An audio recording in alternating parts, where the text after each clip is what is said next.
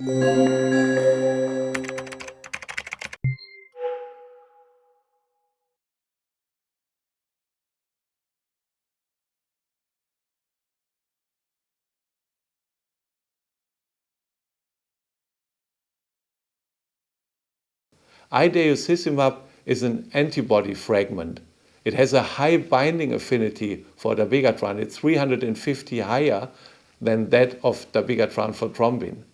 You can give it in a very easy way. It's a single shot twice, and then it works after a few seconds already.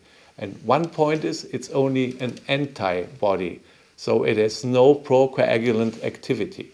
There was a study showing that it works in humans. There were two groups, and this is important. One group is patients with life-threatening bleeding. The other group is patients with emergency surgery. And what you can do is to normalize the coagulation values, and this was the endpoint. There was no clinical endpoint because you cannot do that in patients with brain hemorrhage, for instance. So the study showed that after the first shot, the coagulation values, the dabigatran activity is down to 0. So it really inactivates dabigatran action after the first shot. And what is also important, there was some clinical sort of secondary endpoint. The median time to bleeding cessation was about 2.5 hours.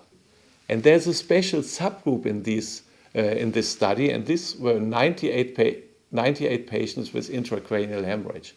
And as I said, in the dabigatran study, mortality in dabigatran-associated hemorrhage was as high as 30 to 40%.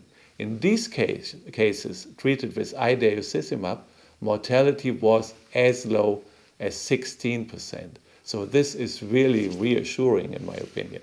So that is what we did in our patient. We administered idarucizumab about 50 minutes after the patient was in the hospital.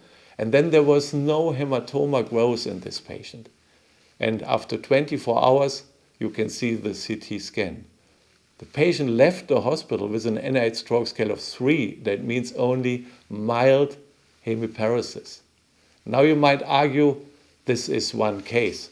But I have more cases. I collected some cases, and this is the result of about 40 patients that were treated that way. And the patient came in with a very severe stroke with NIH stroke scale of 7, and they left hospital with an NIH stroke scale of 3. And these are the best results that were ever reported in patients with DOAC-associated bleeding in the brain.